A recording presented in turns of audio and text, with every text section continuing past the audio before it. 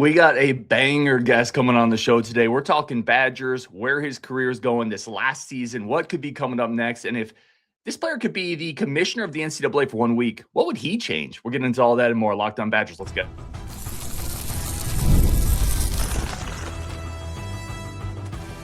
You are Locked On Badgers, your daily podcast on the Wisconsin Badgers. Part of the Locked On Podcast Network, your team every day. What is going on, Badger fans? Welcome to Locked On Badgers, your team every single day, part of the Locked On Podcast Network, the #1 sports podcast network, and thank you for helping us get there. Today's episode brought to you by FanDuel. If you want to be right in the middle of the action this season, visit FanDuel.com, place your live bets all season long. And listen, we say this a lot when we get great guests on, man. We waste no time. Everybody, you guys know him, Nyzier Fourqurean, joining the show, man. Thank you so much for the time. Let's start here. What was this last year like for you?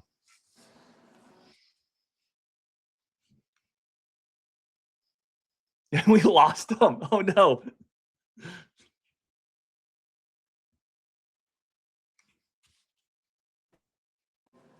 My bad. Somebody was calling me. I have my phone on Do Not Disturb, but That better have been an NFL coach. right. No, I'm kidding. No, all good. All good. What was this like for you?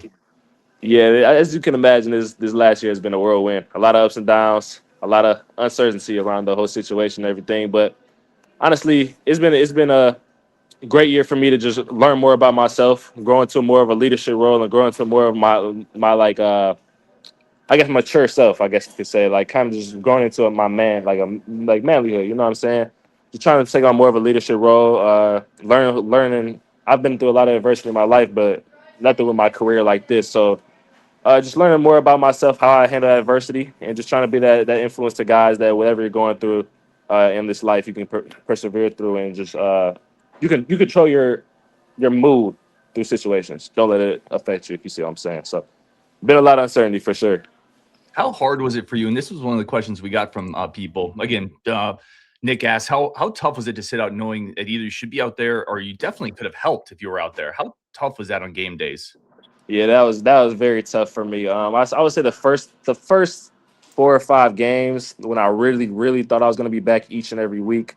Like week 1, I thought I was going to be playing, and then right before the game on that Wednesday, I think it was, he told me I was going to be back next week, and then that week came and it was the next week. You know what I'm saying? So each game kind of took a hit. I think like halfway through the season, I kind of started to realize like it might be over for my college career. So I guess at that point, I kind of turned my head to like, all right, I got to really be there for those guys, Emilio, for D Hill, Rico, and all the younger guys, and trying to just, like I said, change it to more of like a coach role in a little bit of a sense, and just do my part of the team. So it was definitely hard being out there, especially the way the season went. I really felt like I could have made a big difference for us, for our defense, made some plays on the ball and everything, show what I've been working on this whole offseason. But it's the hand I was dealt, and I had to go with it. So.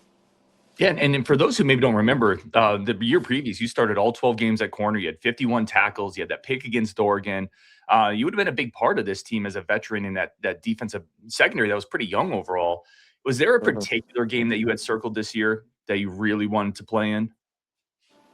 Probably the home team, Ohio State, being from Ohio. And then 2 years ago, I went against Marv, and it didn't fare well for me. I really wanted to get that game back. That was a close game. So obviously I can't get that game back, but I was trying to, you know what I'm saying, improve against that team. But all the games, honestly, Alabama, Michigan, Oregon, you name it, we had a crazy schedule, as you guys know. So I knew this was going to be a very big year for my draft stock and everything, but more so just to help the team out. So probably Ohio State if I had to pick one, though. What was the biggest frustration with this process for you? Was it the communication? Was it the lack of a timeline? Like, what was the biggest thing that just frustrated you? I would probably say the lack of communication. The judge, the NCAA, obviously the NCAA was against me, so they were trying to drag it out. The judge, I felt like, gave us really good timelines until the season came. It's like everything was real well through the February when I first started this entire thing, all the way until when I lost in Chicago. I think that was like June. I got my decision. Maybe it was July. I think it might have been July. I got my decision. But even the timelines in fall camp, I'm like, all right, I'm gonna have a decision week 1, like I said. So each timeline was good. It's just the lack of communication after the fact. So I would say probably week 5 was the last time we've heard from the judge. So from week 5 till the end of the season, when I pretty much withdrew myself from the whole entire situation, I didn't hear anything from the judge. So it's like we were waiting on the decision from that time. So it's like the communication just was not there, and my lawyers have never seen anything like it. They've repeated that to me a few times. My head lawyer has been a lawyer for 37 years, and he's never seen anything like it. So I don't know. It's kind of went on behind the scenes, but it was definitely an unfortunate case scenario for me. And from the outside looking in, as Badger fans, we all kind of thought, well, no matter what, just give them an answer. Like, Right. make Yeah. it. Yeah. I mean, like I told everybody around me, I said, even if it's a no, I would at least like to know for myself. You know what I'm saying? So I can know what's next. You know what I'm saying? And even for the team as well. I mean, I'm practicing. There was days, there was weeks. Like I remember specifically the Michigan week where I was getting reps with the starters at times. Like I really thought I was going to be out there. He told me I was going to get a decision that game, and it looked good for us. Everything was trending upwards. What my lawyers were saying. So it was kind of out of blue that stuff turned for the wrong direction. But yeah, I definitely wish I would have even got a decision with no or yes. This is wild, man. Well, so in those weeks, what is kind of your role? You mentioned you started to turn maybe into more of a mentor, coach role. What did that look like? Are you kind of helping break down film? Are you giving pointers? What did that look like on a week to week for you? Yeah, so during fall camp, I went into like the threes roles. I would go down the scout team a little bit here and there. I would say like once we transitioned out of like that fall camp phase, started prepping, I was with the defense. I was going against the scout team. I mean, I was going against the scout team offense. So I was with the defense, like the first string, second string. I was repping like I might have been playing. Like I said, after that Michigan game, I think that's when I went over to the scout team defense. It was giving the offensive look. So I kind of figured there, like, we got to start getting those guys ready just in case I'm not coming back. We got to get those guys ready. So as far as myself, I was in every meeting trying to just be that leader that I would have, as if I'm playing, you know what I'm saying? Just try and give those younger guys the keys that people have given me, and through the experience that I've gained through these last couple of years, just trying to be that, break down the film with them. I met with Emilio a lot of times throughout the season, especially during the off season, but a lot of times during the season, trying to give him pointers, touch up his game a little bit. So just anything you could think of, a guy in the locker room, a guy to the entire team, breaking down huddles, all that type of stuff. So I would love to go behind the scenes a little bit here because very few people will ever be in the type of shoes that you're in. What does that week in between look like? What does the film breakdown look like? What is the quarterback meeting like? What happens there? How long is it? What do you guys do? Yeah, I'll say Sunday. So we play the game on Saturday. Sundays, we wrap up the film on that team. Mondays, kind of like when we really start. I usually start on Sundays just because I like to, you know what I'm saying? I'm ready to get to the next game already. But Sundays is kind of like our reset day. But Mondays, that's when we come in, break down film. We usually have like a meeting at like 4:00-ish as a defense, and in the corners, we break down their personnel. That's when we really just do personnel, learn more about the guys, their tendencies, things like that, their stats. We go into deep depth about everybody. And then Tuesday, Wednesday, Thursday, we just hit the film, whether it's player personnel, what they do in this personnel, 12 personnel, 11 personnel, this formation, third down on Thursdays usually. And then everybody, Thursdays is usually when it like wraps up. Not as much film, but we watch more film on our like individually as a group on Friday. So like the corners might go as a group in the hotel and just touch up last minute film sessions or their top thing. So it just kind of depends. How many hours a week do you put into being a college Division I athlete in the Big Ten? Oh, countless numbers, especially when it comes to film. I couldn't even put a number on it. At least 15. You watch a lot. We watch a lot of film.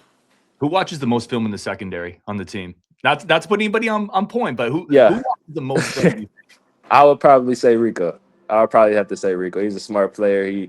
He knows exactly what he's getting from that offense on week in and week out. I want to ask you, I'd love to get more into the Badgers, the young corners in the room.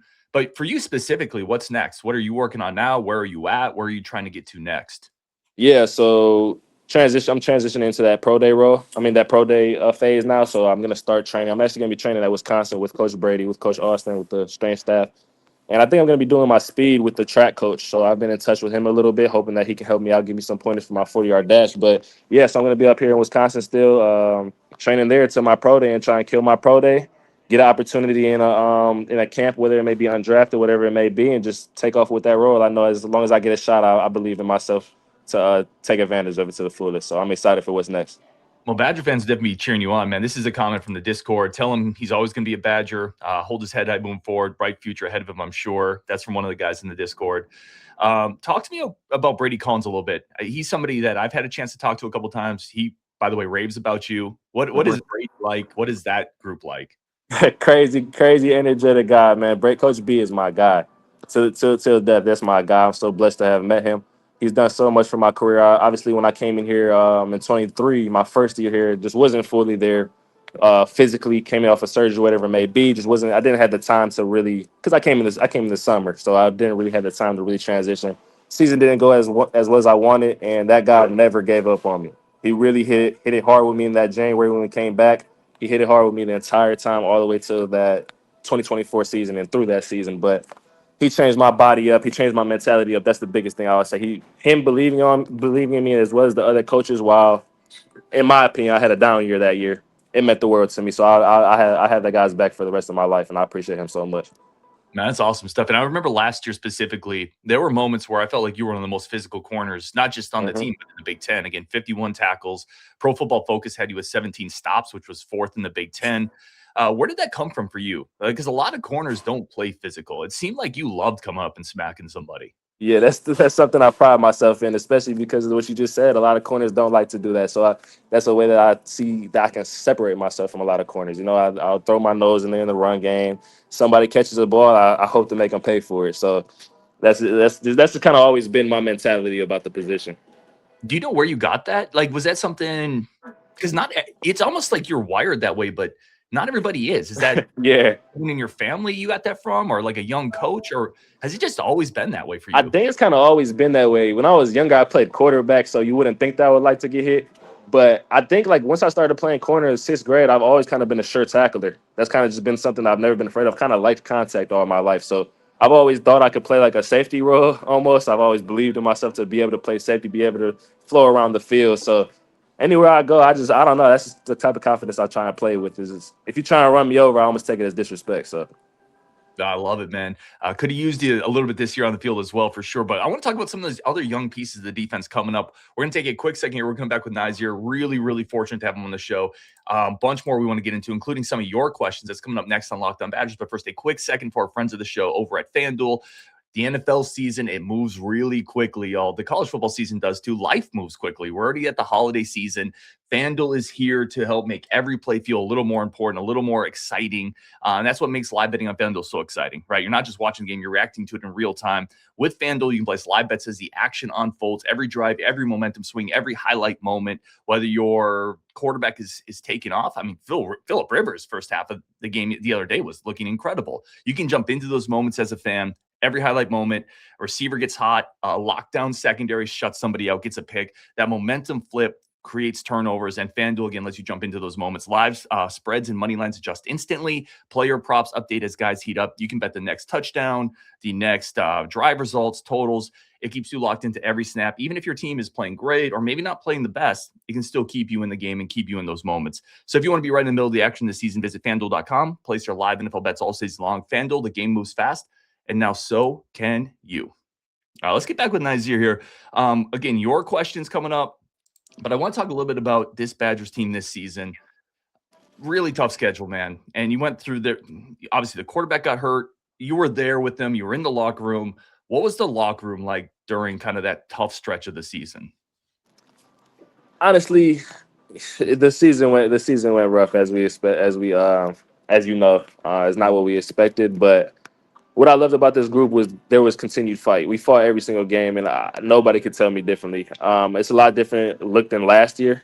The last year, I feel like we might have quit a little bit towards the end of the season when things got rough. We didn't finish the season in the right way, and I feel like this year it went well. Like I feel like obviously I feel like the record doesn't show what we did as a team. You know what I'm saying? I feel like we could have gave up and ended that season a lot worse. We got some big wins towards the end of the season at home, and I feel like gave this program a lot of life and the fans a lot of life. Just showed what's next. So. Well, and a big part of that defensive unit. Talk to me about obviously linebackers, your corner, but you're around these guys, Mason Posa, Cooper Catalano. Did you know they were special early on? What are they like? And from the inside, what are they like? Yeah, I never told Mason this, but while I was down there on scout team during fall camp, I remember we were going through walkthroughs, and this is different. You don't see a lot of guys do this. So we were down there we were doing walkthroughs at nighttime, and we were on the scout team walkthroughs. A lot of guys messing around, whatever it may be. Mason's over here leading these guys, telling them, come on guys, like let's lock in, sweating over here, like going through these reps, like really taking these reps seriously. And that really meant something to me as an older guy looking down, because I'm the oldest guy down on the scout team. Obviously, I'm a 6-year. You know what I'm saying? I'm down here on the scout team with a lot of freshmen, a lot of sophomores. You know what I'm saying? And a lot of guys might not be taking it as serious as, you know what I'm saying, you would expect, but that's just the nature of it. This guy was over here sweating, asking me questions. He came up to me, what do you see? What did you see from this formation? Because I called out a route, I remember.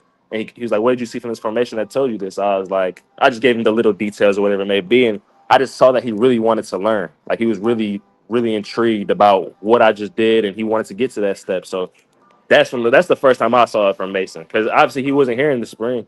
So I think he came in right in the summertime, I'm pretty sure. So Mhm. seeing that one of the first couple of days of fall camp, I was like, this kid's gonna be special. I honestly didn't expect it that fast, but it doesn't surprise me at the same time. And then with Mason, I mean with Coop, he was making plays all spring. So it really doesn't surprise me. These guys are gonna be legends. I love that. I also want to talk about the young corners in the room. So that's another question we got from kind of our community. Let me pull it up here so I make sure I have who said it. This is from Marine Matt. What do you think of Scott, Washington, Skanes, those kind of that trio, those young corners? Oh, I think highly of them. I think the word of these guys. These are my guys. The freshies that came in when I came back in February. They were so like new to the program and everything, learning things out, and they just grasped it all so well, so quickly, like way quicker than I would have ever expected. Especially me as a freshman, they're steps ahead of me.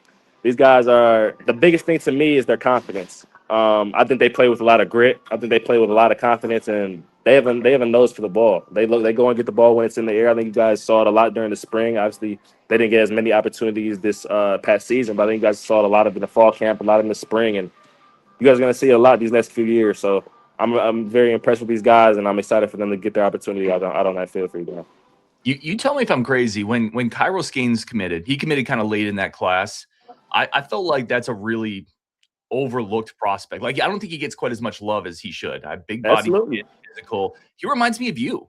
His game kind of reminds me of you. Am I crazy? Or is No, that no, no. That's actually from the looks and everything, the curly hair, everything. But yeah, that's kind of like what the comparison kind of was. I remember when he came for the Oregon game, I think it was that might have been right before he got offered.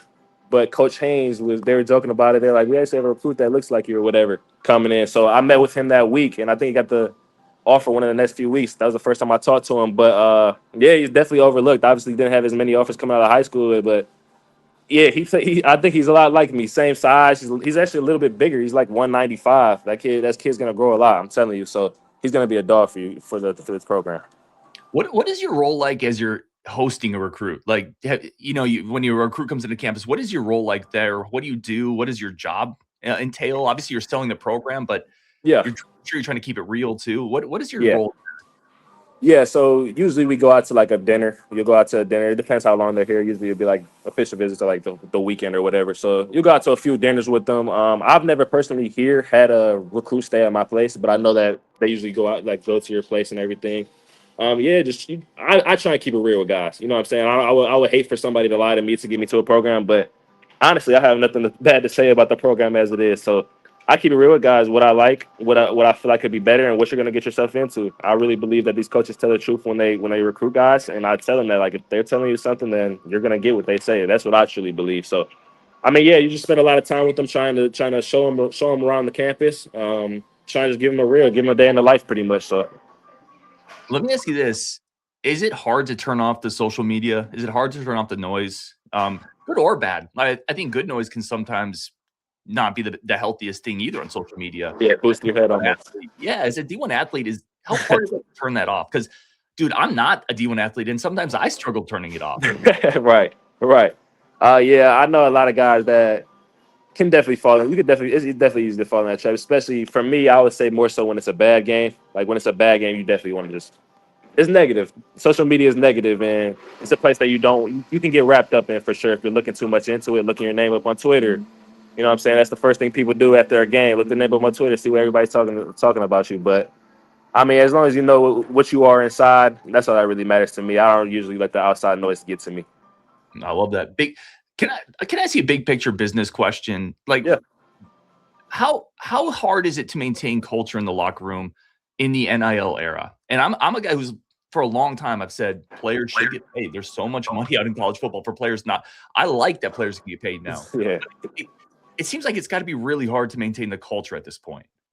Yeah, I could definitely see where that viewpoint could be. I could definitely see how somebody could view it like that. But honestly, this year, this has been the best year since I've been at this school. That like the culture has been the best. Like the camaraderie around everybody has been amazing. Like freshmen, seniors, the communicate. I mean, the connection between everybody has been amazing, and it's honestly something that you wouldn't expect because of the NIL. Like everybody getting a different amount of money. Or guys, you know what I'm saying? Whatever guys playing, guys not playing, guys want to transfer. You being a transfer, me being here 5. You know what I'm saying? All the differences. Honestly, being in the locker room like what we have in Wisconsin, I think is special. And I know a lot of guys like my boy JBR Suggs. He came from LSU, and I know a few other guys, but him specifically, he said LSU was nothing like this. He said it was nothing like this when it came to that connection that we have throughout the locker room. He said this is the most connected he's felt as a group. So Well, I feel the same. how much of that is the coaching staff? Because this wasn't the easiest year to navigate. But obviously Luke Fickell coming back next year. This coaching staff mostly coming back next year. I thought that defense played really well. I don't think that defense can play that well if the players didn't buy in. Like if the players quit, which they didn't. How much of that is the coaching staff kind of maintaining the culture through a tough season? I think that is a lot of it. Coach Fick harping on that, trying to move things behind us and keep going forward with this thing. I know, like in the past years, I feel like we didn't have that connection with the coaches. Not saying that they weren't doing those things, but I feel like the past players might not have fully believed in the coaches to the extent that we needed to finish out a season the right way. So I think that does play a big part in it, and I think this year showed it for me. Oh, we have a couple questions from the community. Again, people excited to hear from Nyzier. We're going to do that next after a very quick break from Locked On Badgers. Wrap this up again. Incredibly grateful to have Nyzier on the show, kind of sharing his perspective and his time. Happy holidays as well to everybody. Nyzier, let's jump into this. We got some questions from the community. Again, really appreciate your time here. From Badger Thays, ask him if the step up in physicality competition speed of the game was what you expected, going from GVSU to Madison. I would say that's a tough one. I'll probably have to say over. I probably have to say a little bit over. I thought coming in that I was going to be completely fine at my size. Like I was probably like 170 something, doing what I did at the D2 level. I was like, oh, it's going to be maybe a little bit faster, a little bit stronger, but I'm going to adapt well. And not saying you can't do that, but for me, that's just not how it happened. Unfortunately, that's not how it happened. So I definitely have to say over. That my first year, in my opinion, was rough, and I really had to learn I really had to learn how to take care of yourself, how you have to really treat your body like it's a machine almost. You have to keep everything running the right way. So yeah, you have to act more like a pro at this level, I would say. Who's the toughest receiver you guarded in practice? Like the toughest guy at Wisconsin for you?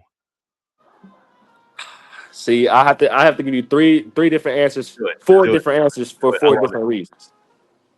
Bryson Green gave me the most problems, I would say, because of his physicality. He's a dog to me. He's a dog. Bryson's my guy. He was my roommate for a little bit. He gave me some problems because of his physicality, his size, strong hands. Jaden Ballard, his speed was different. That was some different speed. Vinny, he's an all-around receiver, in my opinion, fast, can catch the ball, runs great routes. He's really sharpened up his routes over the years, and I'm really excited for what he's going to do at the next level. I think a lot of people are going to be shocked. I think he's underrated, in my opinion. He's very underrated. And then probably the hardest receiver, Will Paulin. Shiftiest guy. Wish we could have kept him another year, but wish the best for him and everything like that. So we have a lot of great receivers at our school. Yeah, those are all good ones, man, for sure. Evan M., favorite spot about Madison? What'd you like most about Madison? What's your favorite hangout spot? Favorite hangout spot? I don't know. I did a lot by the lakes. I went to the student union a lot of the time, especially with my girlfriend. I went there a lot, late nights, cool, relaxed vibe, get some food over there. So I think that's probably my number one spot. That's a good one too. Let's go next one here. Oh, we got to hit this one. Talking about your Oregon interception. Big Tuna says, not a question, but I went nuts with that interception against Oregon. Great player, great person representing Wisconsin.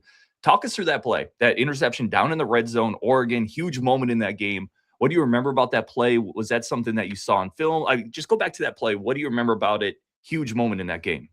Yeah, first off, I appreciate Big Tuna for that. But actually, right before that play, I got beat on a fade ball down the field. So I was like, dang. But I had a next play mentality. And luckily, we were in the cover 2. I think they ran mesh that play. Ball was a little bit behind, and I capitalized on it. That was a huge play for me. My first interception in the camp, first interception as a Badger. So it was a really special moment for me, especially in a big game like that. So that was a crazy moment for me. That's probably one of my favorite plays while I was here. That was a massive moment, man. NNL, do you have any other plans maybe ever of getting into coaching? Maybe when your playing career is done. What do you think about after playing career? What are you thinking? Yeah, so I actually never. I always said I would never coach. For whatever reason, I was like, I'll never get into coaching.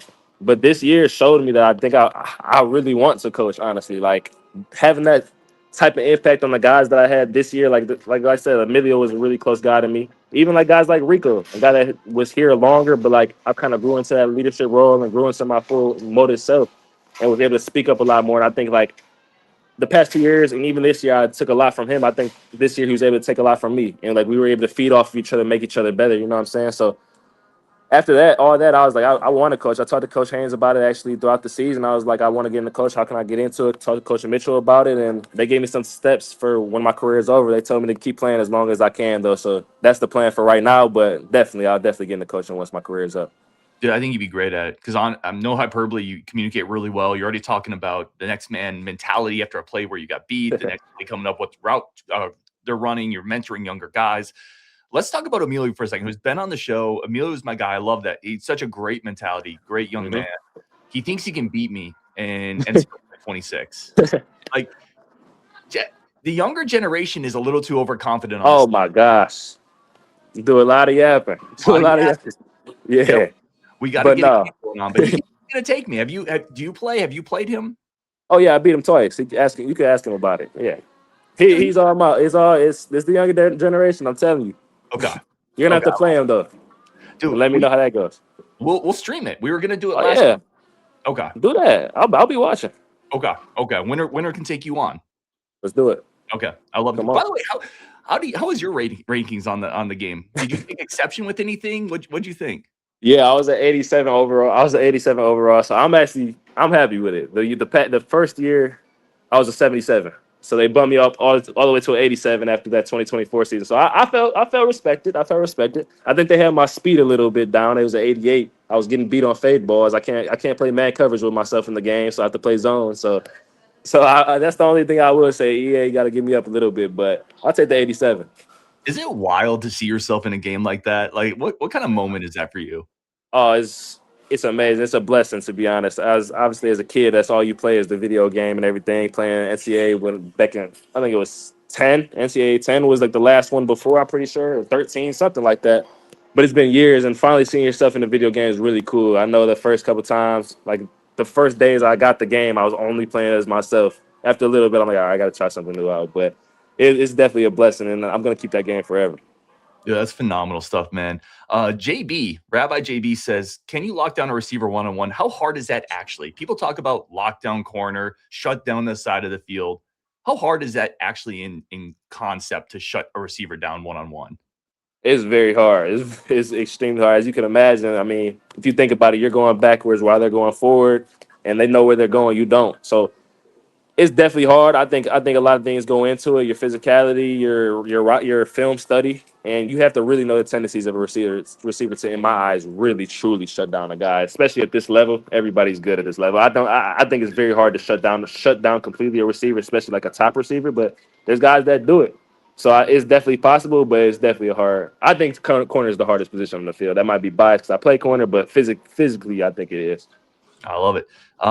Question here from Brian Shetty. Who's a guy on the team nobody's talking about that could take that big jump next year? A guy on the team. I'll probably say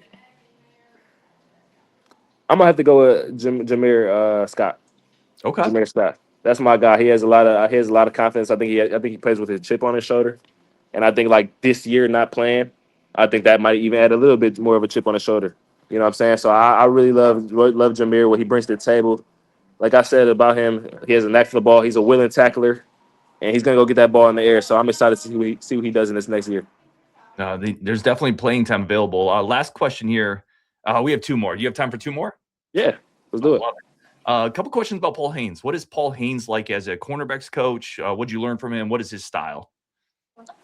Yeah, I think Coach Haynes is maybe a little bit like an older style coach. I think what he taught me a lot was about the game of football, about defense and what about the offense is going to do and how they're going to attack you. I think coming into Wisconsin, I didn't have a lot of knowledge about the game. I think I was kind of just playing football at the D2 level.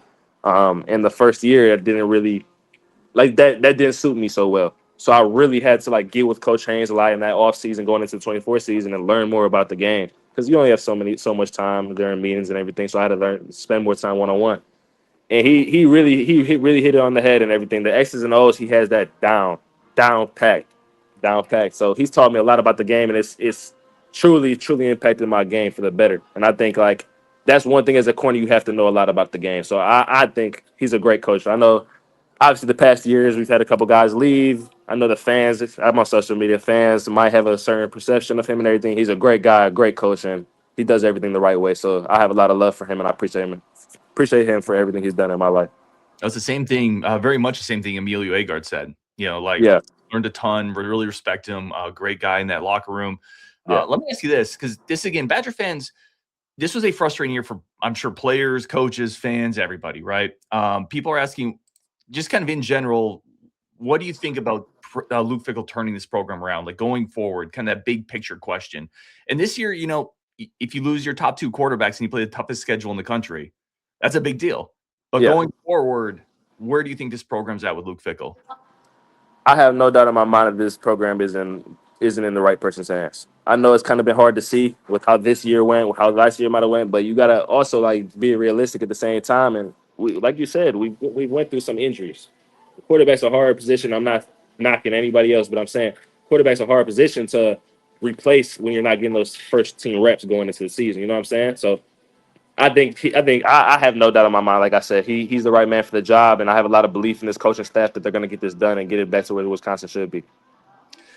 I said no more questions. I have one more follow-up based off that. If you got to yeah, bring it on. Because I love this, because you have an athlete's perspective, right? And a lot of us have fans' perspectives. What's the biggest thing you see in general that fans, I don't want to say get wrong, but maybe overinflate, the biggest fan perception that you think is maybe wrong on our part?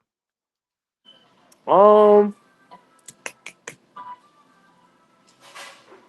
think a lot of the people said we weren't fighting maybe a little bit, but I think like that kind of changed throughout the season. I think guys saw that we had a lot of fight. So I think maybe the one thing, I think a lot of people question like Coach Brady. I think a lot of people question like that the strength staff because of the injuries and everything. I feel like personally those injuries are just like unavoidable. Like when you tear something in your knee, unfortunately, I feel like that's not. I don't think that has anything to do with lifting. So I'll say that's the number one thing. Coach Brady knows what he's doing. Coach Fick believes in him, and I believe in Coach Fick. We all believe in each other. We know that Coach Brady is the right guy for the job, and that strength staff does an amazing job. So I'll probably say that.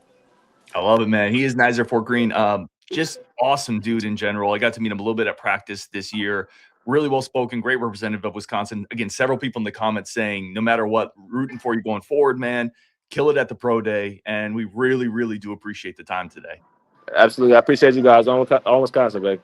On Wisconsin, and we will definitely talk tomorrow. No doubt.